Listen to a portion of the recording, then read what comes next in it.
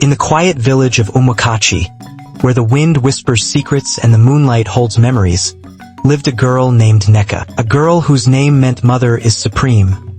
Yet she had no mother. Nneka's mother dies when she is 10. Her father remarries a woman named Obiageli, who has 3 children of her own. The stepmother is cruel, especially because Nneka is more beautiful and kind than her own children. Village gossip begins. That girl, Nneka, she walks like her mother. If only her spirit is not stubborn. Nneka becomes the family servant. Her father, once loving, becomes distant, manipulated by Obiageli. At age 17, Nneka meets Chuka, a kind, handsome boy who just returned from a distant village. He's staying with his uncle near the river. They fall in love quietly. She sneaks out to meet him under the moon. Their love blossoms, and eventually, she becomes pregnant. She hides it for a while, terrified of her stepmother. Rumors swirl. Did you see Nneka by the river again last night?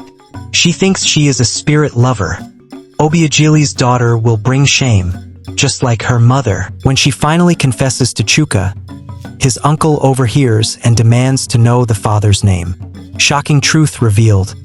Chuka was her half-brother. Nneka's real mother had a child in another village before marrying her father, and that child was Chuka. Chuka disappears, devastated. The village elders call it abomination. Nneka is shamed, mocked, even beaten by Obiageli, who says, "You are cursed, just like your mother." Her father falls ill from the disgrace. Nneka is thrown out of the house with her newborn baby. She begins to live in an old hut near the forest, surviving on herbs and help from one old kind woman, Mama Igioma. Village rumor intensifies that the cursed girl now speaks to trees. Maybe she is a witch like her grandmother. Even her father won't call her name again. A wealthy palm wine merchant named Odogwu, mysterious and respected, begins sending secret gifts: food, baby clothes, and oil. Nneka is confused and cautious. One day, while fetching water, she is nearly attacked by some drunk young men who mock her. Odogwu appears, defending her with quiet power. He walks her home and begins visiting her. He reveals, "I have watched you since you were a child. Your strength in silence, your dignity in shame. It is time the wind changes its story." Nneka, afraid of more secrets, refuses him at first. But slowly, love grows, not rushed, but healing. Odogwu gathers the elders. He tells them, "This woman you cast out has raised a child in truth. She is not cursed. She is a phoenix." He marries Nneka in a quiet but dignified ceremony.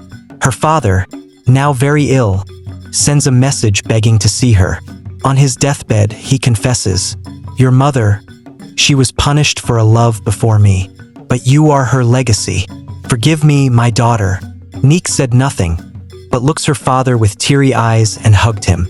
And so, the girl they called cursed became the woman they admired. The village of Umwakachi learned that even in silence, a lioness watches, and in shame, a rose may bloom.